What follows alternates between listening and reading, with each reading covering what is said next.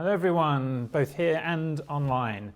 I'm Charlie Wells, I'm the founder CEO of HelloSelf, and I'm excited to welcome you to our February CPD event. We've been doing these each quarter. A bit of exciting news, we're going to increase that, we're going to start doing them each month actually, because we've had so many people coming to each event. I think there's about 350 people online, less people in the room because it's a rainy February night, so thank you for being brave, all the people that have turned up. So the setup for tonight is I am both the kind of host and the sponsor, so you're going to have to listen to the boring bit at the beginning where I give sort of 5 minutes of information about what we're doing at HelloSelf. And then I'm handing over to our panel of esteemed, brilliant people who are going to have some interesting conversations about the myths behind online treatment of sort of mental health conditions. We've got a great mix. We've got NHS, we've got psychiatry, we've got some experts in specific psychological models that you'd expect to only really work face-to-face. And of course, we've got my partner in crime, Dr. Amina Taylor, who's our Chief Clinical Officer. So we'll go into them in a second. A bit of housekeeping. If anyone who's online, please type in your questions whenever you want. Zara's going to read them out at the end, so there'll be plenty of time for Q&A. Obviously, anyone in the room can just ask your question, but we're going to make sure there's some time. We'll have about 45 minutes of content and then questions. So my bit first. So it's always exciting to kind of announce something new. And at HelloSelf, we're always trying to work on technology that doesn't just improve the experience of going through therapy, but genuinely improves the outcomes that we deliver. You know, we really want to make yourself better, every self better. It's like the core of our kind of mission. We obviously want to do that for a lot of people, and we're constantly looking at ways to work with partners to kind of grow. And we've always believed that it can't just be about great technology. You've also got to be working with great people. And we know that better outcomes come from connected care. It's not just a therapist sitting in their room by themselves and with a member or online with a member. Like, there's a whole team of people that are around that therapist, a psychiatrist, a GP, family members who are really kind of helping that outcome. And so today I'm very excited to announce, if you can click through the charts, that we have started really working on like, how can we go back one? We know that great outcomes come from connected care. They come from how do we make sure that psychiatrists, psychologists, GPs, family members can work together to give the right advice at the right time to the right members. And so today, about 2 months ago, we started looking at how to use profiles for our therapists. How can we allow therapists to start connecting to each other? And today I'm excited to announce that this week we've launched the Connected Care Network. So now referrers, psychiatrists, GPs can sign up and create a profile on the HelloSelf platform. And it's a bit like a very safe, very kind of encrypted LinkedIn where people can discuss cases, they can refer to each other, and they can review reports and outcomes on their caseload together on the platform. This, I think, is a huge step forward for both sort of psychiatry and psychology because it allows sort of private therapy to have that same connected care structure that you get in sort of larger organizations or within the NHS. Let me show you a little bit around. So now everyone will have profiles within the platform. So therapists and psychologists can find each other, connect. If you click to the next chart, please. On connection, it's all about understanding who do I want to know. So if you're a psychiatrist, you can look up therapists on certain specialisms. Therapists can look up psychiatrists with certain specialisms. You can review profiles. You can ask about their availability, and you can work on cases together. If you look at the next, we also wanted to create a really safe place to message. So sending sort of encrypted emails is relatively slow and clunky. We wanted to make sure that therapists and psychiatrists could communicate with each other on reports and on cases. So now we don't just have outcome reports where psychiatrists can come in and see the kind of graphs of outcomes, but they can actively ask questions in real time. We heard over and over again that psychiatrists didn't want to be sitting down with their clients and saying, hey, how's it going with the therapist? Like, that's not how it should be. It should be like, I know how it's going with the therapist. I've seen the notes we're discussing. Your care is getting better. We're delivering better outcomes. And then last but not least, refer. We've started to open up the network to allow the GPs, psychiatrists to refer to our clinicians and our clinicians to refer to each other. So we've kind of created this peer referral experience. Relationships of trust are built in the mental health system. Most of the ecosystem is built on relationships of trust, people who've worked with each other and they know that they're excellent, have high quality. We wanted to work out how can people have more relationships of trust because At the moment, there are lots of providers of mental health services, but it's not a well-connected ecosystem. People have relatively small networks. And we're really hoping that our connected care network can really transform the way that, that we deliver better outcomes together. So I hope you find it super exciting. If you're a psychiatrist or a GP, you want to sign up and have a play, there's no cost. You can sign up and create a profile. You can speak to our team. If you click to the next chart here, we have some information. If you're a therapist, there's an email address that you can contact if you've got further questions, or you can go to the website. If you're a psychiatrist, which we're trialing with at the moment, again, you can kind of contact us, or you can sign up at the website and create your profile tonight. So that's it. That's the marketing bit. Hopefully you find it as exciting as I do. So let's get on to our panel. So it should be a really good conversation tonight. It will be fascinating to see how it goes. For those who work with me, I'm quite gobby and used to talking and being centre of the show. This is my first ever hosting of a panel, so I've got to learn not to talk, but to listen, which is going to be great. So we've got a number of questions that were kind of pre-sent through, but let's start off by letting the panel introduce themselves, and then I will kick off with some starters for 10. Do you want to introduce yourself first? Hi, so I'm Ben Wright. I'm now retired from the NHS as a consultant psychiatrist in medical psychotherapy, so I'm trained in general adult psychiatry, CBT, EMDR, couple and psychosexual therapy. And my background is originally setting up the IAPT program with the first national demonstration site in Newham, creating IAPTUS, which many of you who work in primary care will know. But my personal interest, professional interest, is in trauma, treatment of complex trauma and treatment of treatment-resistant OCD. That's my clinical interest, which I still practice now in private practice, as well as consulting and doing lots of lecturing and teaching on common mental health conditions. Fantastic, it's great to have you. I'm excited to hear some of your answers to our questions. Ramina, I know you, but yeah, you know. Introduce yourself to everyone else. Hi everyone, I'm Ramina Taylor. I'm a clinical psychologist, still very much practicing. I'm the Chief Clinical Officer at HelloSelf, so my role here is really ensuring high quality and safe care, working alongside the clinical excellence team and other colleagues to ensure that people get increased access to care and actually then great outcomes. I also work in the NHS still, have a small role in the NHS and also a small role in academia as well. Good evening, my name's Christopher Whiteley. I'm also a clinical psychologist.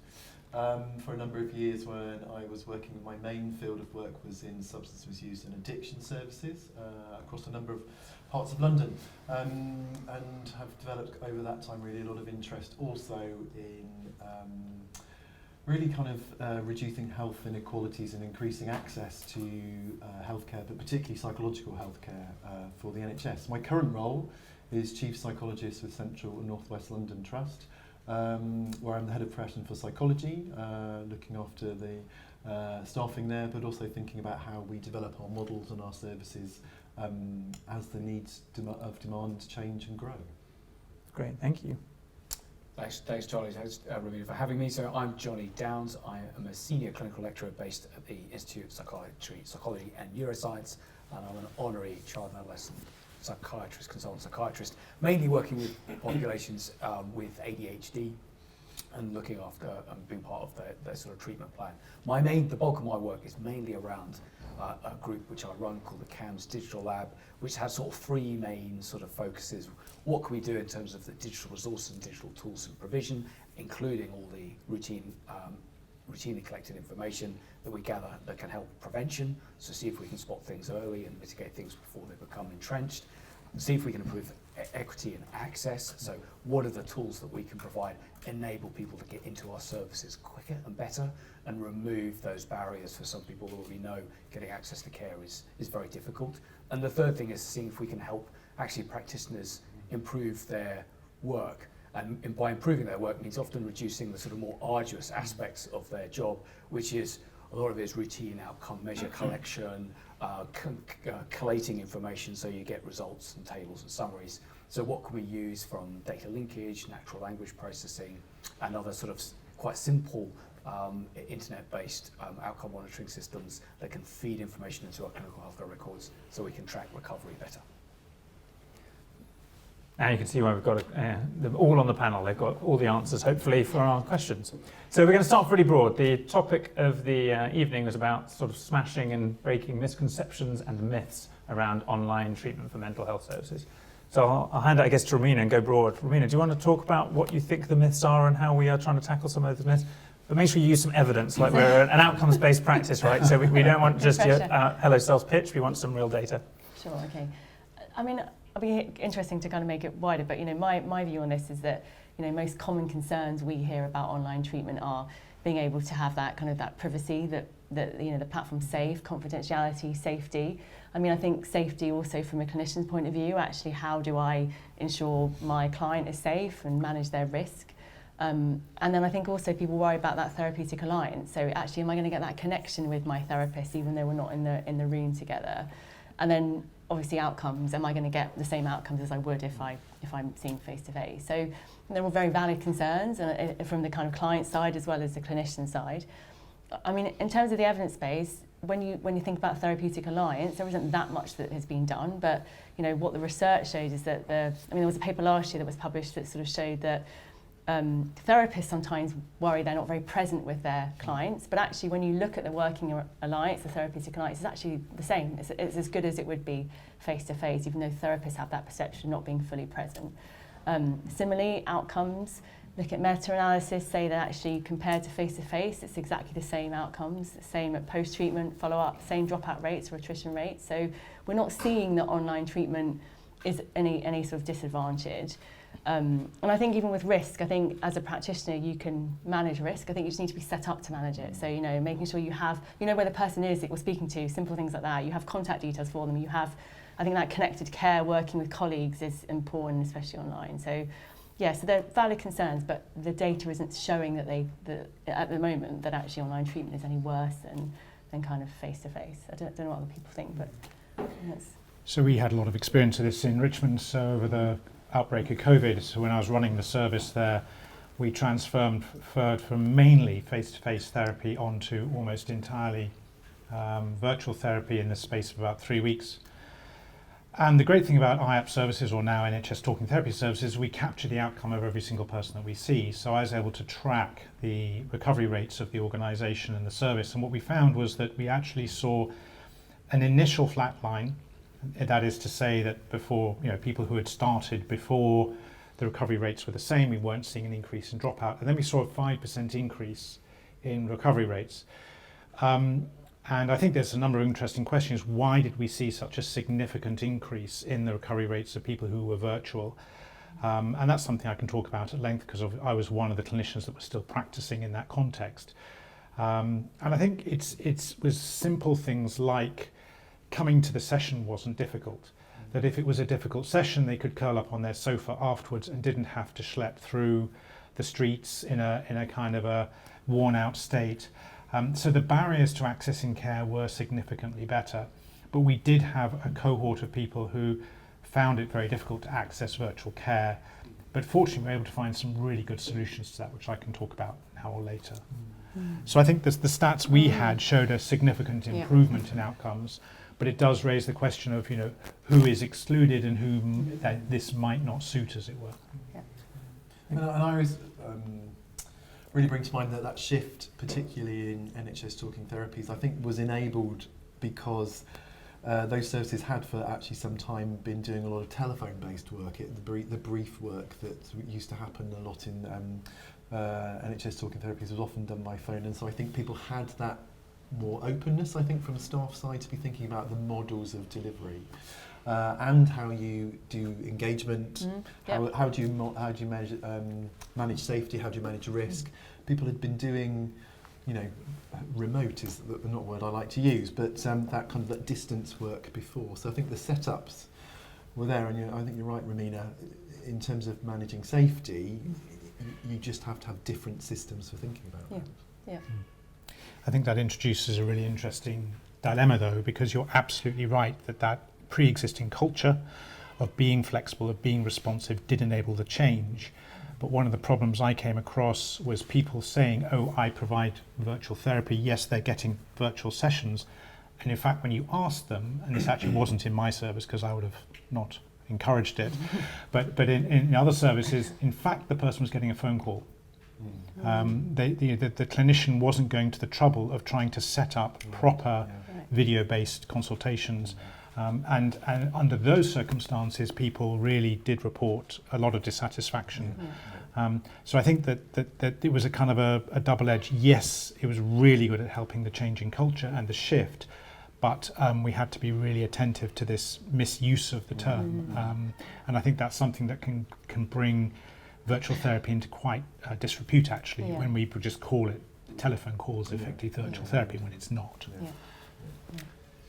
Yeah, well, I'll add a little bit to that as well. I mean, in terms of mythologies, I still think there's an understanding that generally when you introduce technologies into any system, you will provide unequal access, because generally people that are better at understanding how to get to those technologies through sort of normally a site of excellence, normally where things are provided, they're normally able to advocate for themselves better, they're more in tune, they can actually generally maybe have less comorbid difficulties, etc. So they tend to recover better, so they're more likely to be encouraged to be part of that service.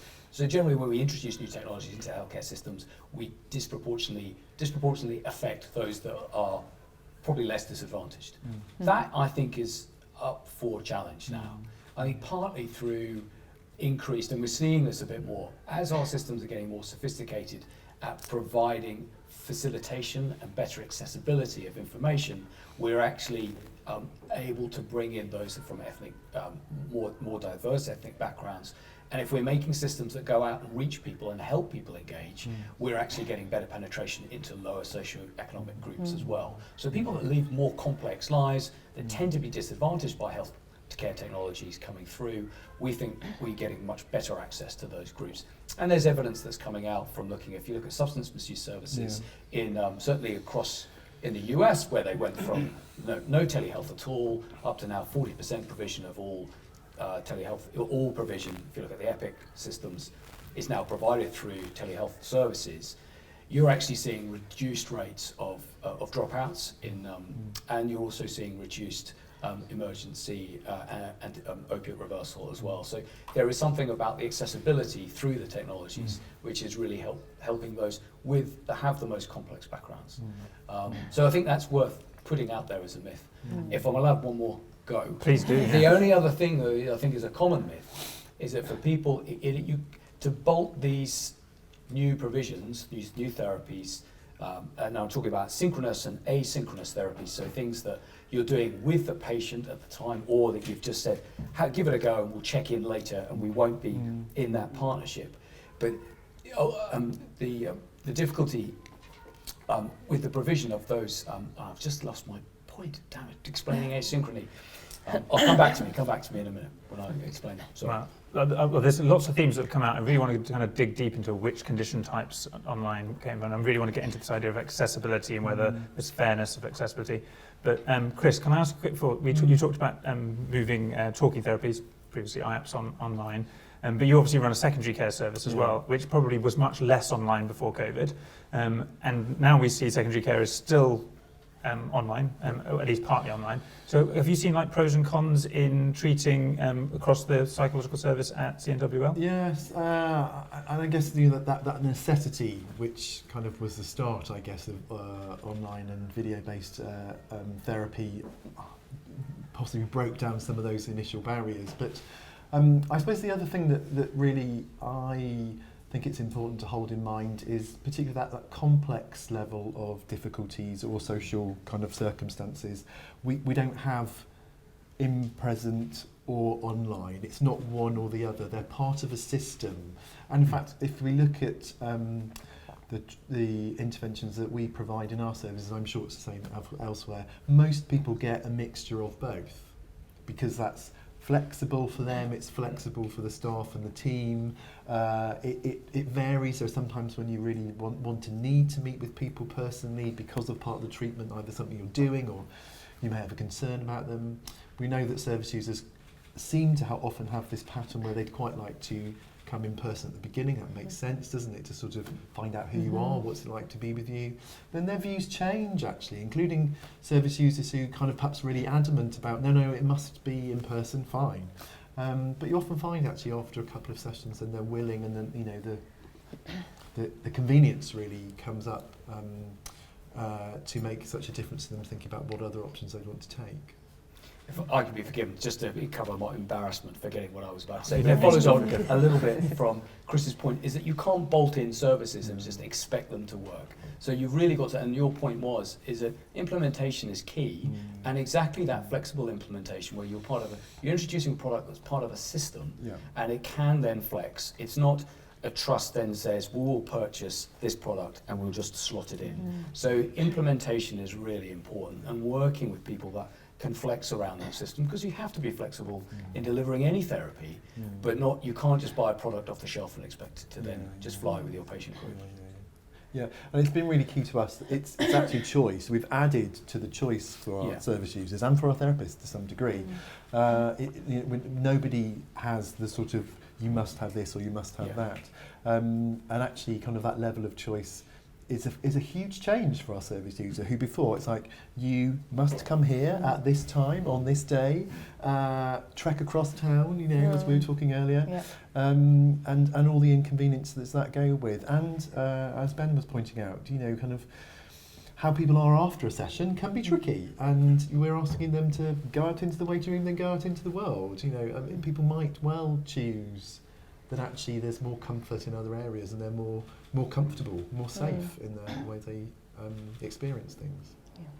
And we're in relatively sort of urban trusts. Like, I had an interesting conversation with the NFU about how do you get access to agriculture workers, farmers. Like, it's multiple hours to get to any help. So we started talking about different conditions going online during COVID, but obviously these days we're all got this kind of blended model.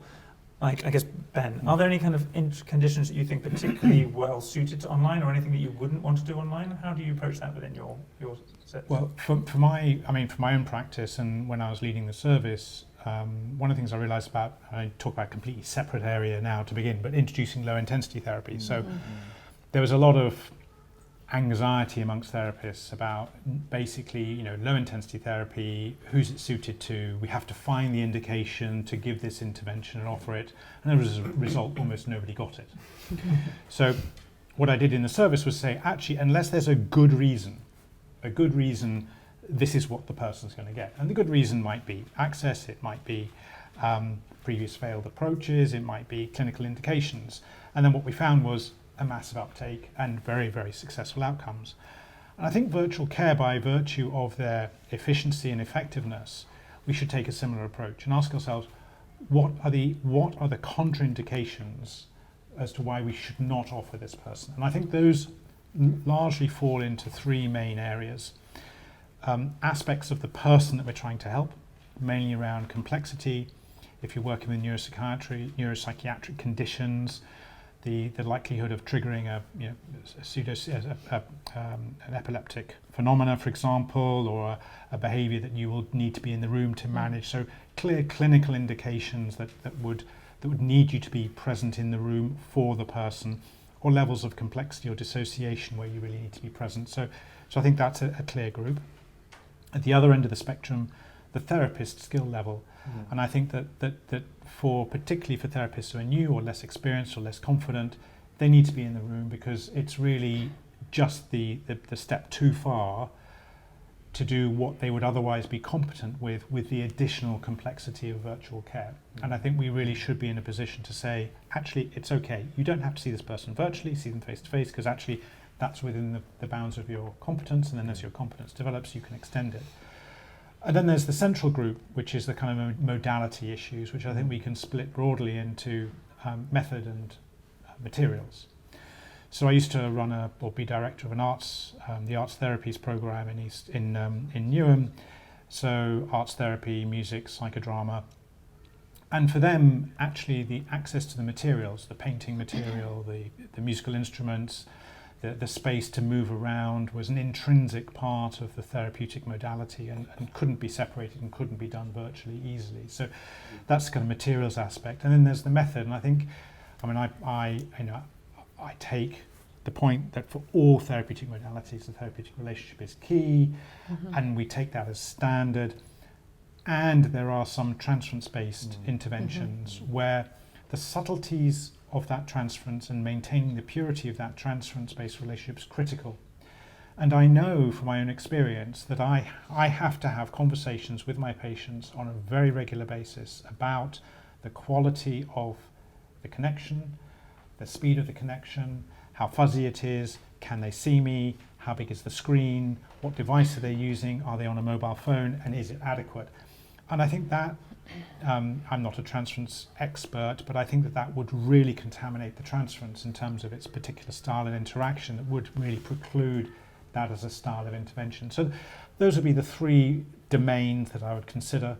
And I think the transference one, I don't know if any of the panel are psychoanalytically trained or could comment. I won't go there. I was also thinking though about family and systems therapy, and Yes. I think there are big challenges there, and even couple work. I think there's something that, you know, to screen space and things like that can be very, very tricky. And I think if you want to go beyond that into wider systems, I think that there's a practical challenge, and I think there's also some of that relational challenge as well, I think, in terms of doing that work. That said, I think it has been tried or been brought into some of that work with some success in some areas, and as you were saying earlier, again, you have to remember, I think sometimes it could be a choice between online or nothing, and we have to be careful about that, I think, you know, and not, you know, I know that we worry about excluding people because they don't have access to digital materials, but some people don't have access to in-present therapy as well, and we have to think about that and what is you know, going to be likely to be effective enough and safe enough, and people are happy to join in. I really want to dig into safety in a bit, as questions, but what I found really interesting is all of you kind of have your own different specialisms. You know, we've got some kind of CAMS work, we've got EMDR, and we've got psychosis, as these three. None of which you'd think they're really easy to do online. You think they've probably got barriers. So it might be interesting. Should we start with the EMDR? Like we see that being done quite effectively online now. We probably wouldn't have guessed that that would be the most obvious thing to take online. How do you do that? So I think the critical thing is setting up the context correctly, making sure that the screen is of sufficient size, that the space is safe, that there's appropriate support structures in place, that the person understands what's going on and how it works, and also that your likely level of dissociation isn't going to be very significant, so you don't have to manage that. So setting things up is critical. And then you've got a couple of options. I mean, one, when you're doing the bilateral stimulation, because in EMDR you activate the trauma memory and you use bilateral eye movements to process the trauma memory until the distress disappears. I'm trained in both CBT, trauma-focused CBT, and in EMDR, and my experience is that EMDR is just massively effective in a way that really is very exciting, actually. But you activate the trauma memory, bilateral stimulation, the distress goes up and then goes down, and you can do that on the screen either by using a bespoke digital platform that has dots that move on the screen with nice bilateral sounds, or you can just use your finger on the screen or a wand to follow the eye movements, and it works really successfully.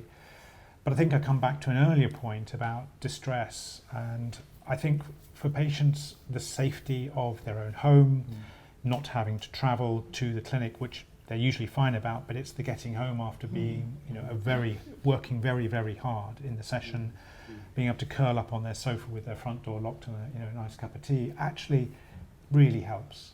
And I think that's something that for the patients I see in person, I have to talk to them every single time at the end of the session. You've just had a really hard session. I want you to take 10 minutes afterwards. I don't want you to go out on the street.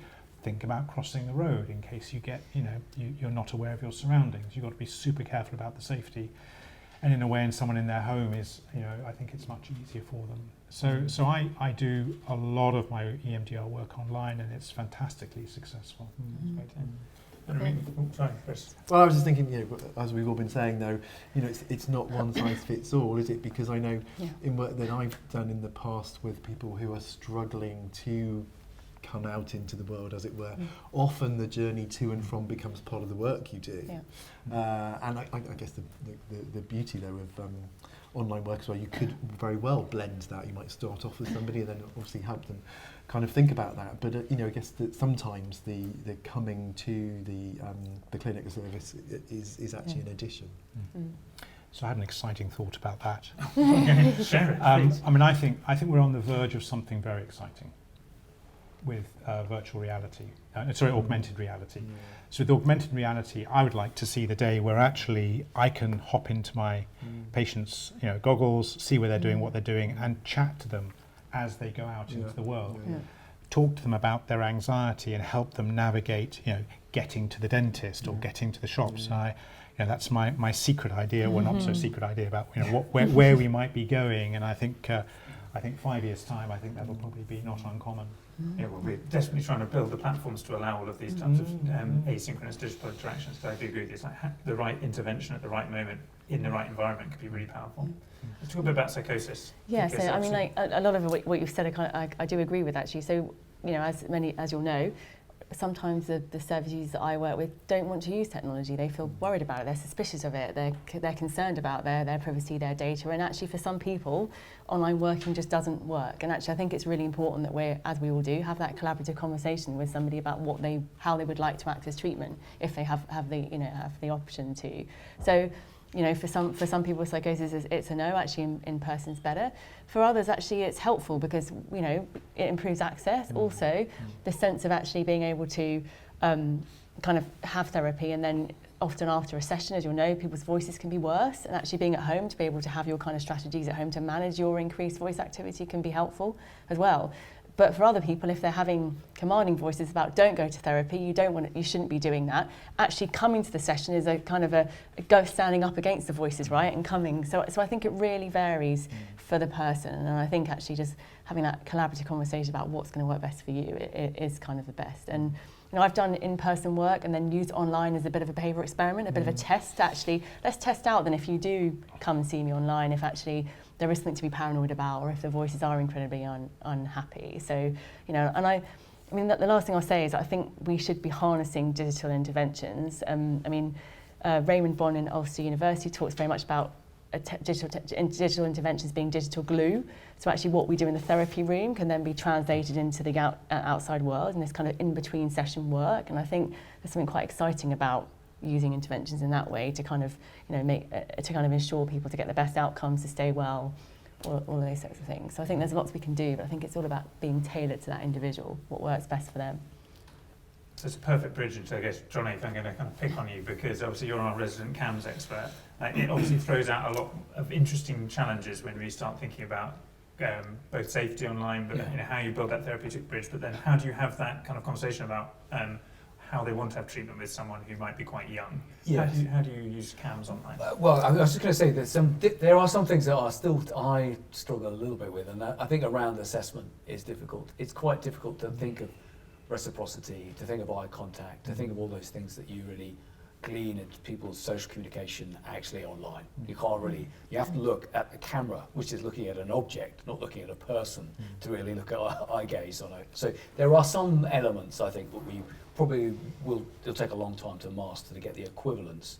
And I think, go back to your point about, I think it's been relatively okay for us to understand what our references are in real life interaction, and then understand where we have to adapt and change, because we've got those existing models of what good feels like when they're doing it in the clinic. I think for trainees that have come through over the process of COVID, we see at school as well, that had asynchronous education material, we're not, the trainees that were part of essentially online teams that never really met, didn't have corridor conversations with. I think there is still a lot to be, they still need a lot of help, I think, in terms of trying to understand what in the room interaction should feel like compared to doing assessments online. So I would say some of the aspects that we're not, we're not quite sure yet whether our diagnostic work in terms of our autism diagnoses, in terms of our ADHD diagnoses, whether they're approaching the gold standards that we would want pre-COVID.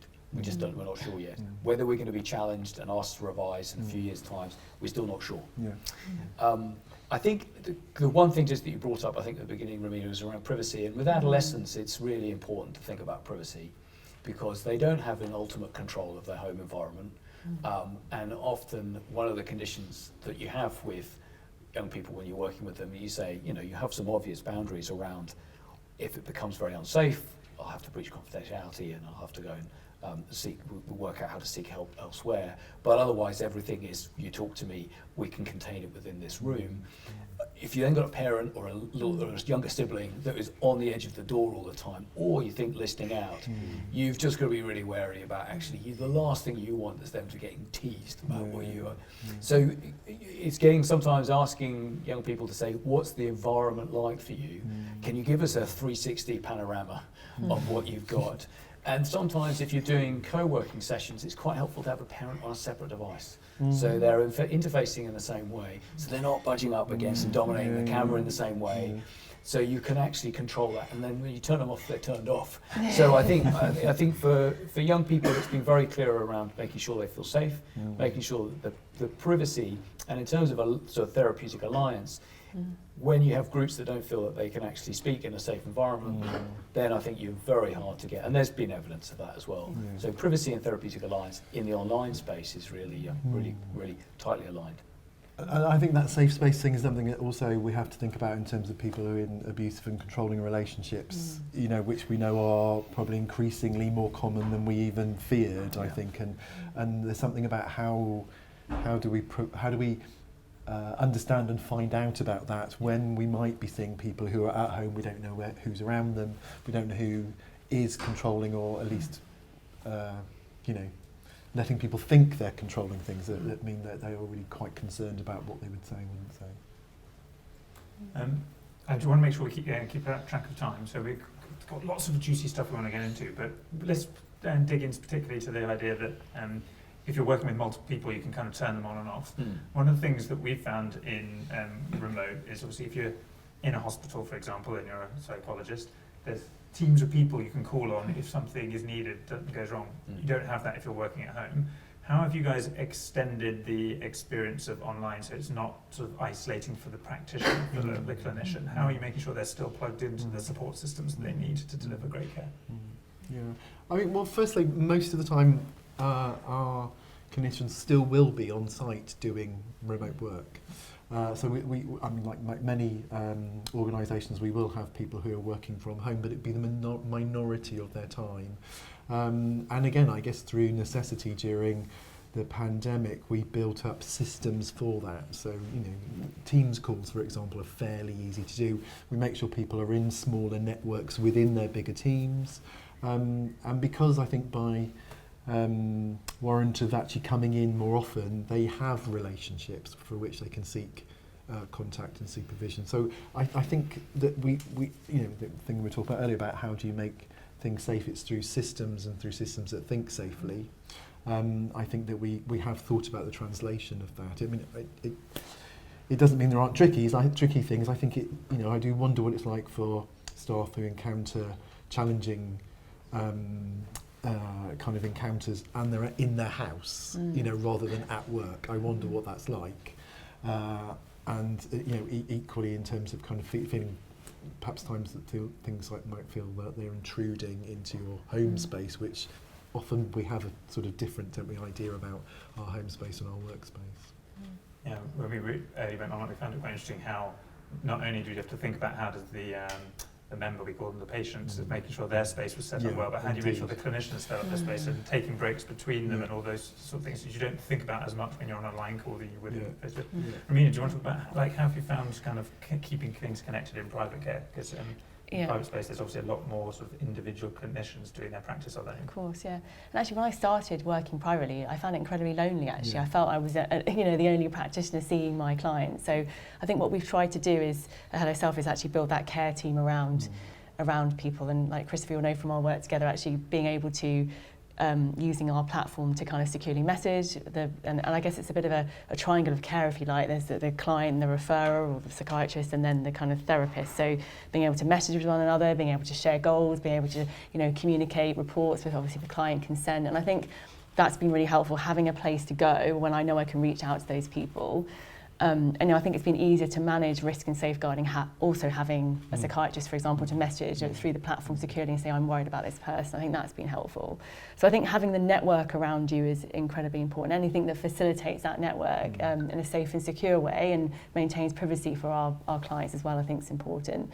I mean, the network we have, I'm super grateful for. Even today, reached out to one of our associates to ask about an area of expertise that's not mine for kind of support. And you know, when I've had client sessions, and we've agreed together that actually medical review might be helpful here, knowing I can go to a psychiatrist and, you know, in the network to kind of speak to. So I think very much you have to build that network, but once you have it privately, I think it feels, as for me as a practitioner, I think I'm better at my job because I have those other professionals around me and kind of to bounce ideas off. So yeah, I think the triangle of care is kind of how I see it, you know, that kind of care team. So, yeah.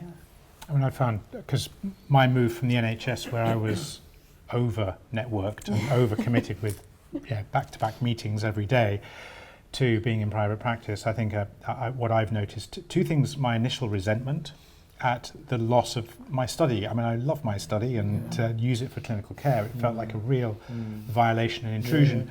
But what's interesting, a year and a half down the road, is that that's gone, and I psychologically have now adjusted to that and actually can still feel like it's my space. The other thing I've done is, as you say, I mean, not with the help of any fantastic platform yet, but created networks on a regular basis. I found naturally that almost scheduling one of my network connections, whether it's my supervision group or a group that I supervise or a peer supervision group or my professional development group, almost on a weekly basis has naturally worked quite well, just to have that touch base, as it were. And I think that's probably fairly critical, actually. But I have to say, even when we didn't do any virtual care, so many of the therapists that I managed and supervised would talk about the loneliness of therapy. You know, they'd get in the morning and they'd crack through those patients, and they'd come out at the end of the day with barely a time for, you know, lunch and tea, and barely see anyone. And actually, they were all in the same building, but it was really tough. So I think it does give a lot more opportunities to access networks perhaps than we had before, and I'm really excited to hear that HelloSelf has thought a bit more about this. Yeah, it's been interesting. I mean, it actually started from this kind of seed of how do we create this kind of clinical excellence panel, because we found out that when people were working in private practice alone, they not only wanted their supervisor, but sometimes they just needed an expert in something they could reflect on, get some supervision from.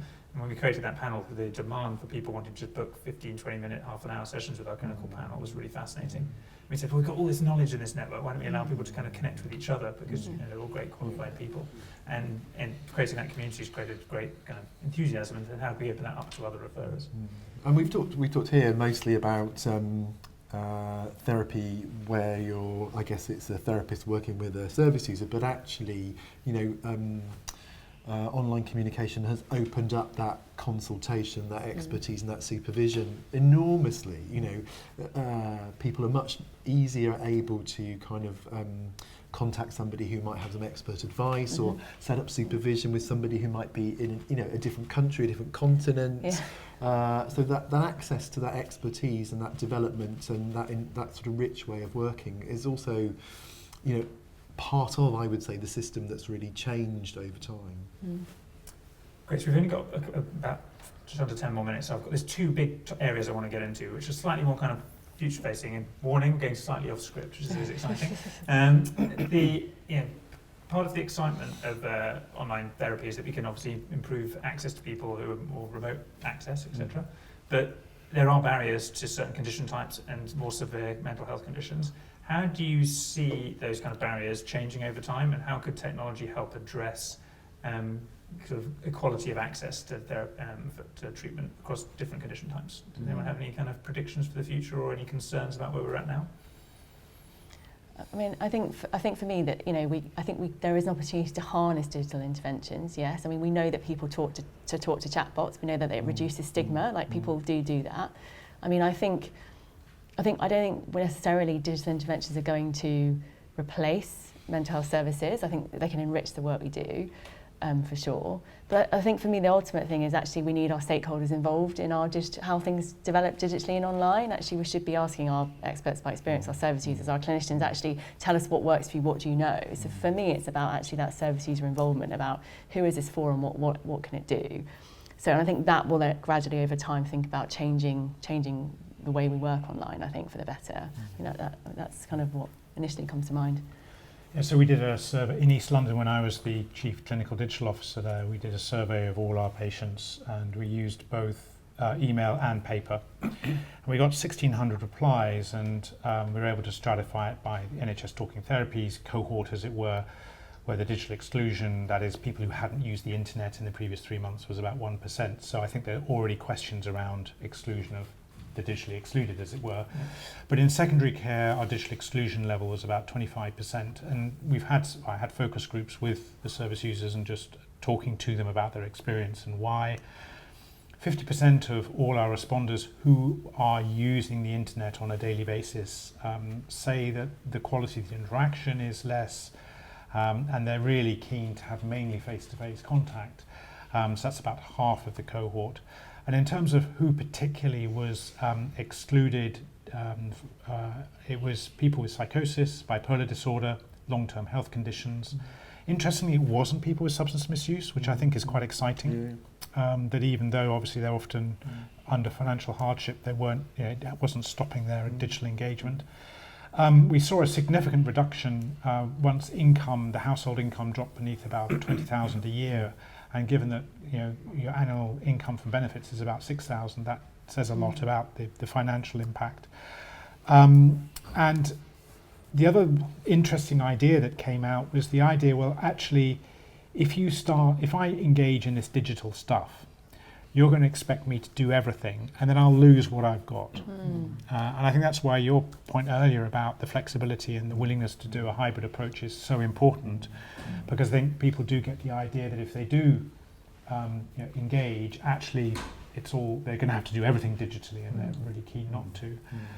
The final thing that we did that worked incredibly well, and I have to make a shout out to Cisco, who took some of our unused WebEx boards and repurposed them as little monitors that people could come in, touch a button, and create a link with the therapist. It was really high quality. And patients who were previously quite not going to do this would see these boards, see how it worked, and actually did want it. So I do think the future is going to be us going to service users with solutions, with technical solutions. I mean, I think, what's wrong with a 5G, nice large tablet that we loan to a service user in their room, in their hostel or in their home, that they can access us whenever they need to. I mean, I think that's the future shape that would really help people if actually we go to them with the digital solutions, I think. Yeah. And I think also, I often bear in mind that I think where people are digitally excluded, other than perhaps people who choose to be, which is obviously another thing, but actually they will be excluded from a lot of other things too. You mentioned income, for example, or just ability to access, or the things that go with that privacy. So it's very likely that it'll come with a lot of other exclusions, and I think there's something about thinking that actually in all sorts of avenues of support, etc., people, there's a need to improve digital inclusion generally, not just for psychological therapies or medicine, but for all sorts of other things that people will find it harder and harder and harder to access, I think, as time goes on. And I think it's a legitimate clinical task that actually, we wouldn't balk at someone going, well, actually, I'm going to tell you about how you can fill in this form to get your benefits. We wouldn't balk at saying, well, this is who you speak to about your housing. We wouldn't balk at coaching someone to keep their job. Well, actually, supporting people with their digital engagement is a legitimate clinical activity. And just coming back to the digital exclusion, and I think the point you made earlier about privacy, we found that of the people who are using the internet every day, 20% said that they didn't have privacy at home. 18% said that they didn't have a webcam. So it's a significant barrier to the experience. I mean, I think, to be honest with you, we are still talking about the sort of tip of the iceberg in terms of actually the populations that do need a bit of help. And I think the most exciting thing about looking forward digitally is that we've always been looking for the keyhole surgery moment in mental health. We haven't really delivered anything technologically that different in the last 60 years. We talk, we give medicines, and I'm not excited about the idea of actually digital therapies becoming a public mental health tool. What I'm also excited about is, are we able to actually start to look at our populations and understand the discrepancies of need within our local areas? Where are hotspots where there might be large amounts of substance misuse issues going on, and then we can actually start to sort of really, I mean, it's a bad term, but I'm going to use it, is surveillance, and be able to understand where to check, where the needs be, where our differential needs are, so where there are spikes of these, and then can we do focused targeting? Can we use some of the digital outreach tools that are so good, provided by other companies? Can we start actually to be able to harness that within health?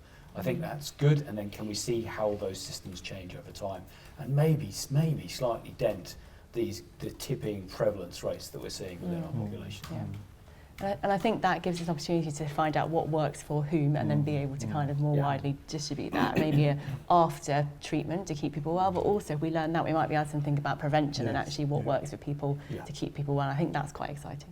And digital as a kind of broad platform gives us an ability to kind of measure outcomes, not just as like a clinical PHQ outcome, but some kind of a better understanding of proactive self-shape and proactive self-help, which could really transform the way we see the treatment of sort of psychological, well, just treatment of self-betterment, right? And it could be all the prevention work, all the proactive work. Well, I'm excited because the work that you're doing currently within telehealth, you will start to think about how can we distill that now? Because our engagement, we still see engagement rates really drop off. The person that turns up to the first session, you might be sometimes looking at 60% dropout by the time they get to second, in a general population perspective. So I think that the work that you're doing and trying to refine the technologies and thinking, could we put that into a single session? Can we try that out and disseminate a single session plan to the population? I think we'll get much better, we'll become more sophisticated about developing those interventions over time. Okay, that's exciting. Right, so let's quick. We've got a couple of minutes before the questions come in. Is it right to do 2 more minutes? I say 2 more minutes. Okay, 2 more minutes. So I guess let's. I really wanted to ask a question about kids and phones, but maybe I'll save it to the end. There's a big debate about whether kids should have phones in schools. It's kind of interesting whether they should have them in therapy rooms. I guess if we had to go out there and we had to kind of try and educate the public about how you can access kind of psychological therapies more proactively, I guess how would we go about doing? Giving people the confidence that the help is there if they should need it.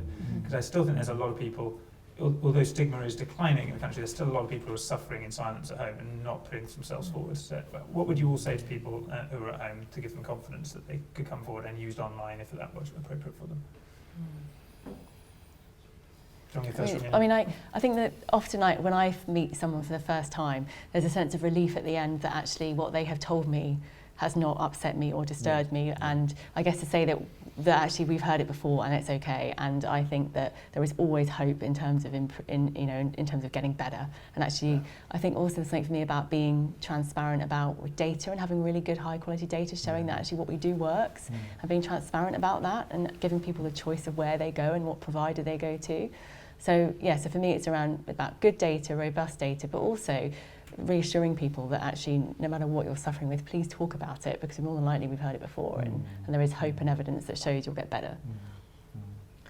I mean, I think basically we've understood in terms of what's been very helpful a lot about the paradigm shift in terms of getting better patient engagement work going and talking about their involvement in service redesign, in research, design, etc., is around peer.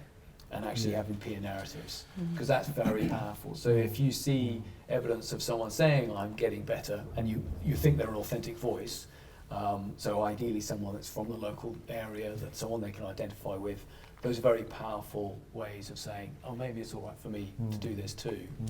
So I think the stigma, I know there's lots of calls around, are we doing it the right way? Are we sometimes increasing health anxieties around? But I still think there's a lot to be said, getting certain demographic groups out there saying, look, I got help, I accessed it in this way, it was fine, and nothing bad happened. In fact, actually I'm feeling a lot better.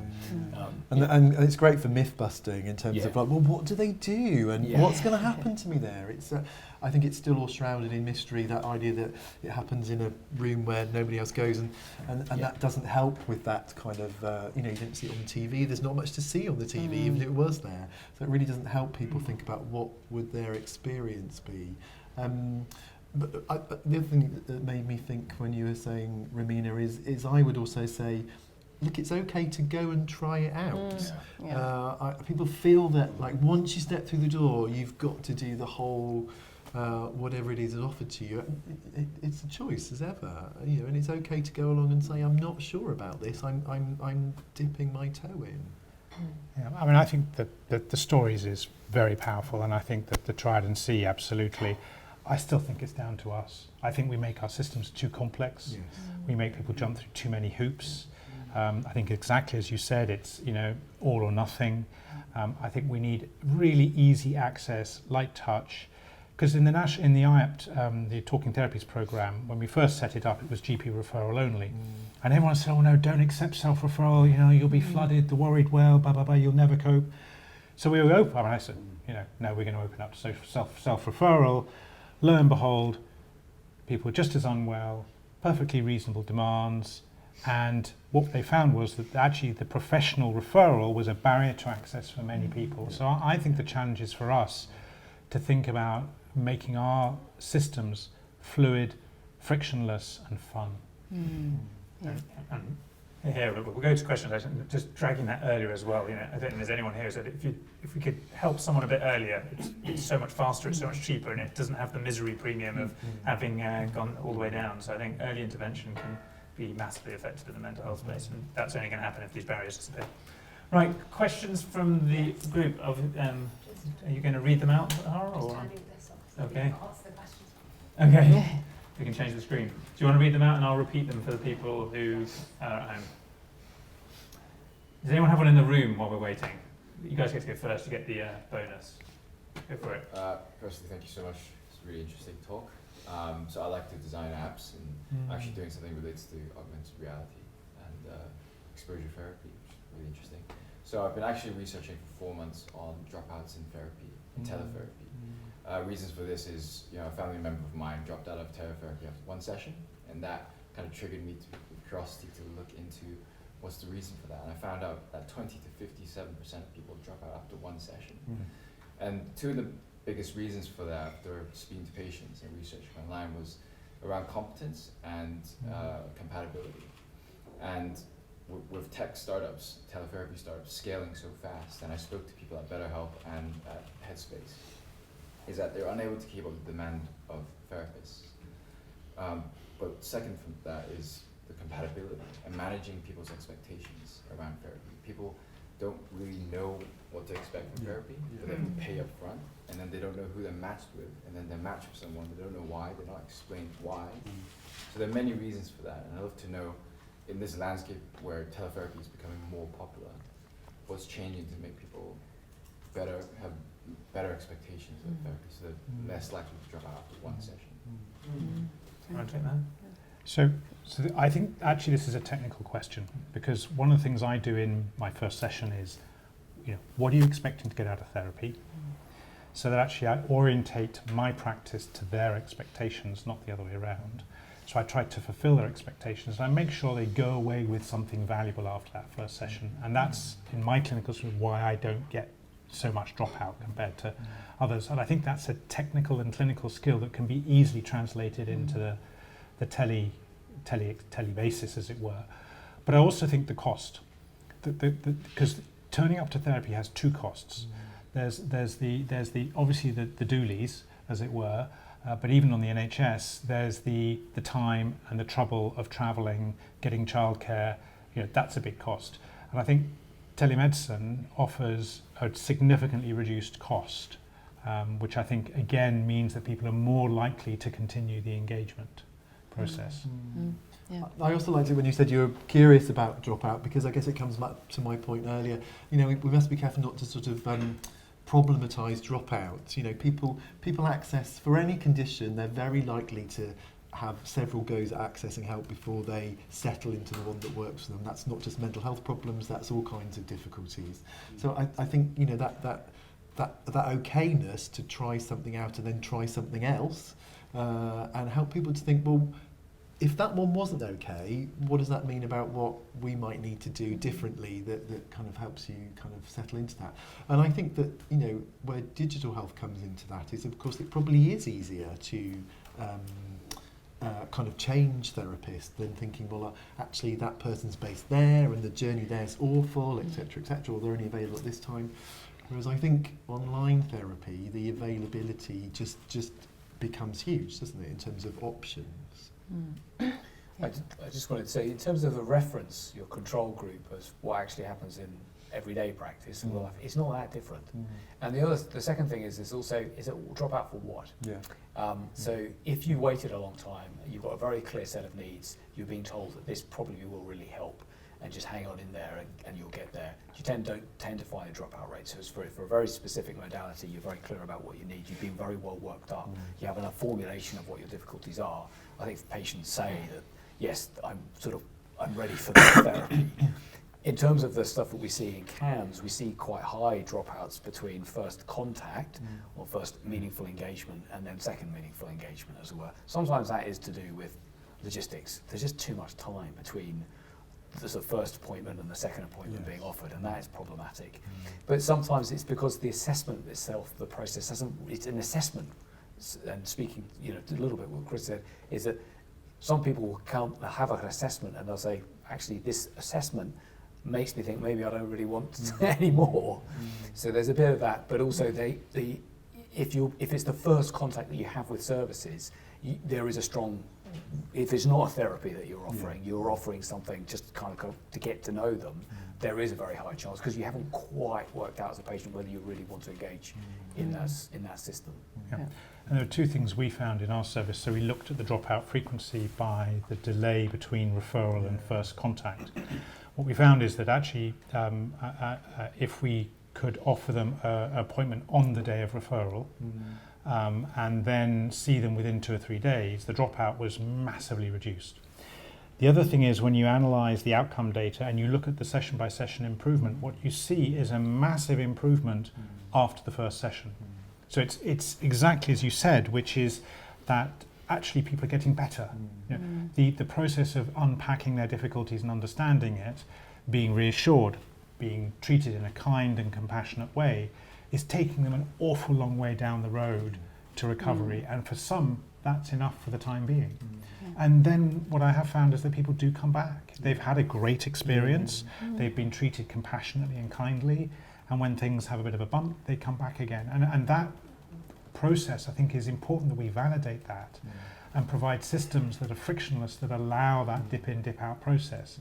Because actually it's us who should be serving them, not them serving our models. Yeah, and I think just I was going to say, you talked about compatibility and this idea of a match, and actually I think we have a responsibility to work with people who we do have the expertise to help. Actually, I think we need to say, actually, this, I can work with this, I can support you, I can treat you. If I don't have the expertise, I should be honest and say I'm not the right fit for you.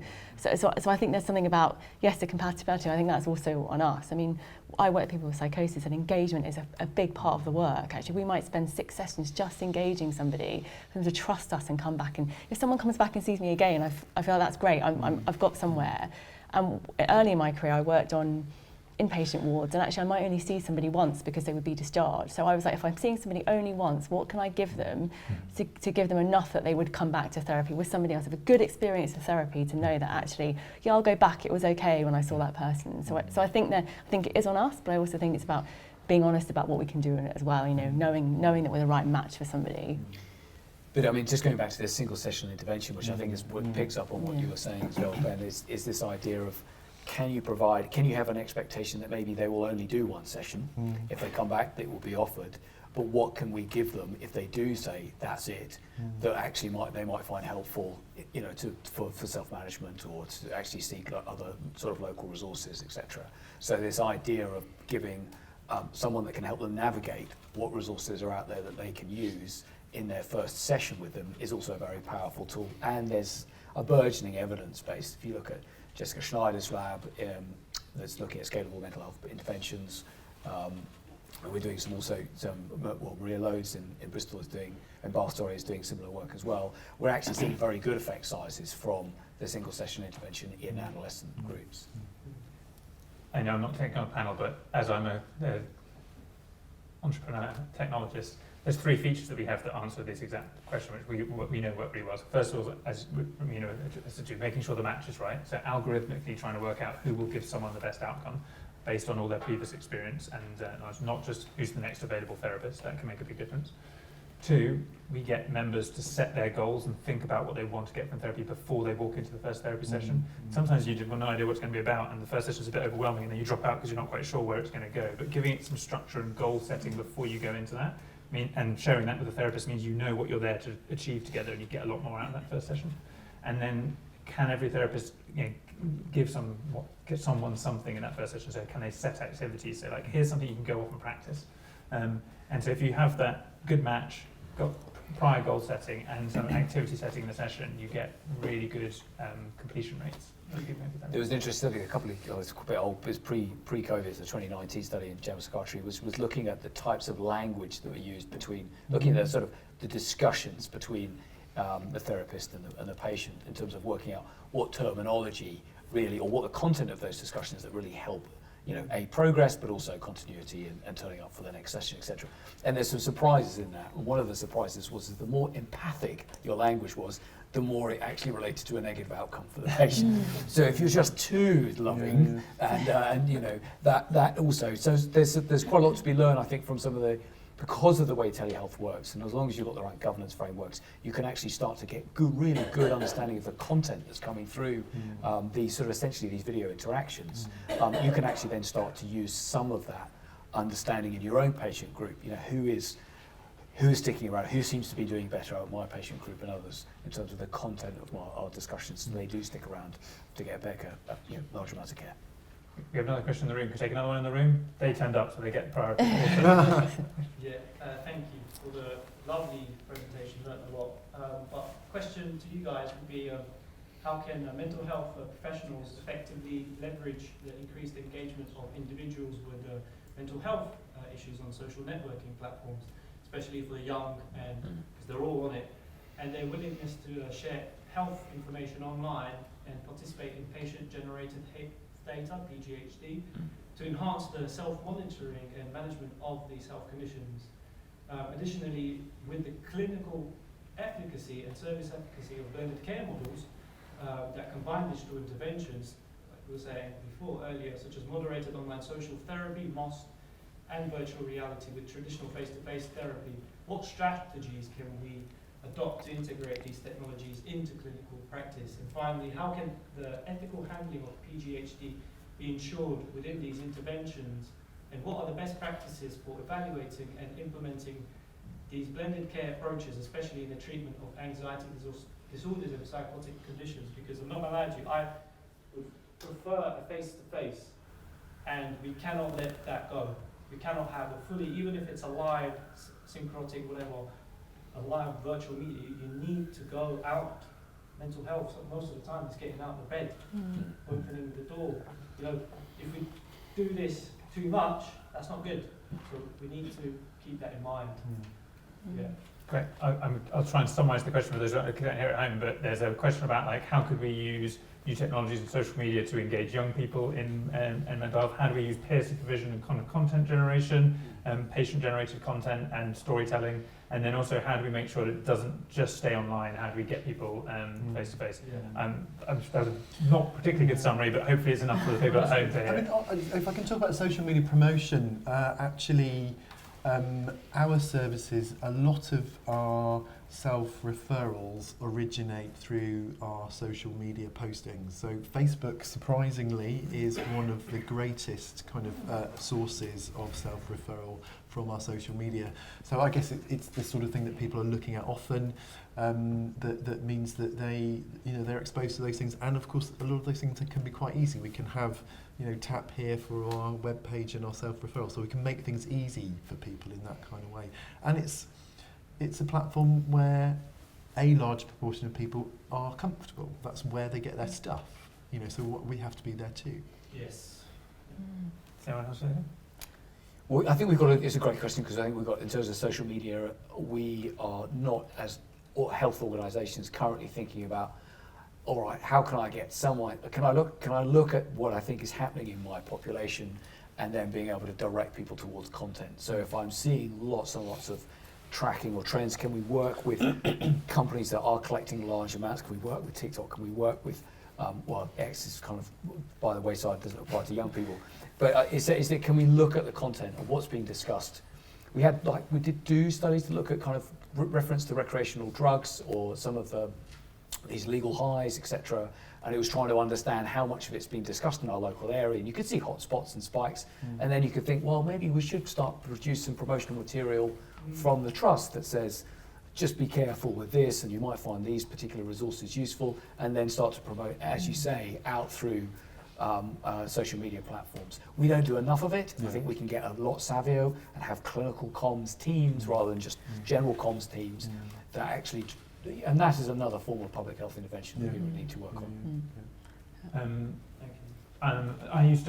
I founded and ran a social media platform, so like two things to say about that. Like, social media can be a very powerful way of evangelizing, telling stories, raising awareness, but I think we should also say that it's not a safe space, right? So I don't think people should be proactively exploring self in a completely open social media space. It's quite a dangerous place to do that. So I think we can use it to evangelize and tell stories of advocates, but I still think having a space, whether it's a group space or a one-on-one space where people actually work on do the work and work on themselves is important. And I do a little bit worry about people who are trying to do therapy projected to the whole world. I think it's not necessarily going to be the best mode for everyone. It's very good for a minority where everyone else wants to watch, but social media might not be a sort of net positive to the world. And what are the questions online? Yes, so one of our audience members points out that the webcam is technically face-to-face. So it's interesting to see how we distinguish it or group it with the likes of phone or text therapy under this concept of online. So is this a language problem in this area, and how should we distinguish or group this idea of online altogether? So I think that's interesting, because we were having lots of conversations during COVID about actually online work is more face-to-face than in the room work, because if you think your normal ways of interacting when you're in a room, we're doing like we're doing here, I'll turn to you and I'll turn to you, I might want to think and look away. What you notice, I think, when you have a camera in front of you is you sort of do this a lot more. And I think there is something about how there are different ways of interacting in a face-to-face way online as opposed to in therapy. We did some work actually with some of our staff to help them think about how they bring some of those normal, natural, in the room mannerisms, if you like, into their work. It's fine to sort of turn away slightly and think, as we often do, and not actually to be looking at people all the time, which lots of us find quite uncomfortable. Yeah. I mean, I think the question is can we really compartmentalise these different modalities of treatment so they don't get bundled into evidence-based platforms that everyone says, yes, online treatment is great. I think the difficulty we still have is that there's not really very powerful evidence for a lot of the companies that we are currently commissioning to provide text-based sort of support. We don't really know what's happening.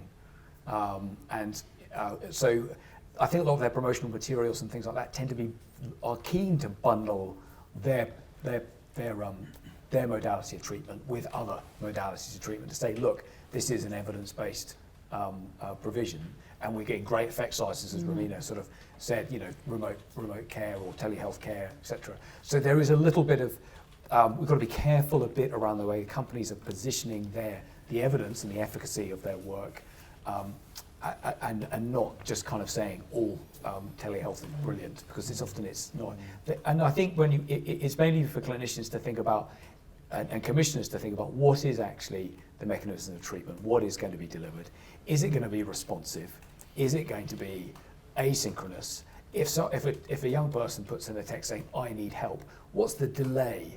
Because also to get that help, and again thinking about when you look at the evidence, if you've got responsive clinicians at the other end of a text-based service, that's much better compared to potentially some of the chat box functions that we know that have been disastrous in eating disorders. And National Eating Disorder Association had to decommission their eating disorders chat box because it was providing harmful ways to retain weight. So I think the question is absolutely right. How can we get clinicians to just be mindful about what the modality of the suggested therapeutics being provided, and then ask very specific questions around what are the service level agreements in terms of responsiveness, etc. Because I think that's really key in looking at efficacy and judging evidence. It's interesting, I'll take one step further. It's even more interesting that actually each feature of the platform can actually affect efficacy. So we actually did a very geeky piece of work when we looked at when people interact with different features, which ones correlate with better outcomes? And so just having a video call is much like having face-to-face, but if someone had a video call and they set a goal and review a kind of goal in an interface where they can do that live with the therapist, they'll engage in that goal more and they're more likely to achieve that goal. So it's not just, let's use Zoom for video call. It's like, how can you build an experience that builds every touch point is about better outcomes? And I mean, it's what we like to obsess about, but I'm hoping that there's a right answer in there somewhere, because otherwise we're spending a lot of money building something that we don't need. Cool, what's the next question? We have one final question, and it's about kind of stigma and taboo in certain groups of society, and how online can kind of help with getting rid of the taboos around it. Cool. I'll repeat the question because I don't think they can hear. So this question is about stigma and taboo, and how can online help remove some of that from mental health societies. What do you guys think about? I'll give one anecdote. I used to know I knew a lot of founders in the GP services, and everyone used to come into GPs, and they used to have sort of chatbots too. And the only two condition types that people wanted to talk to a chatbot before they spoke to a human were sexual health and mental health, because there was still a taboo about, I'm not sure if I'm ready to talk to a human yet. So there are lots of ways we can use technology to enable people to start a conversation. But I'd be fascinated to hear what you guys think. I think it's frictionless systems. I think it's meeting people where they're ready, that text technologies are readily accessible to the majority of the public, and actually something they're very familiar with using. That's probably a great portal. And then having a system that can fluidly and flexibly move in and out of that, providing a kind of what I would like to call a kind of a cockpit or cocoon experience, with access to resources that kind of entices folk in. But I think we come back to stories. I think we come back to members of the community being ambassadors for their successful experiences, and I think ultimately that's where the tire hits the road. I mean, I just think about going back to when I was training, part of the work I did was actually going and working alongside religious leaders to run workshops around low confidence, or thinking about how Asian women experience depression maybe a different way than their kind of their counterparts. So I think it's almost going back to that, actually, what can we do to kind of work with our local communities or get advocates for us, even though we're online, to kind of do that work, to kind of show, and have peer supporters working alongside us to kind of tell people what it's like to have therapy. Yeah, I was just going to ask. So, with young people, it's to meet them where they're at, really. So I think we really should work more with games, and it's interesting seeing the use of digital therapies that are coming forward. So it is a kind of fun game that you should be playing. And by the way, the way that we're thinking about challenges and the way that how to kind of manage thoughts and feelings, etc., are integrated into the games. And I'd like to see that done a little bit more in the big games as well. So I think we can lobby the big games, as a parent, you worry about your kids playing games. You think it's a total brain rot activity, forgive me. And then, but if I knew that actually there were some kind of important life skills and lessons within those games, I would be probably much more inclined to support my children using them.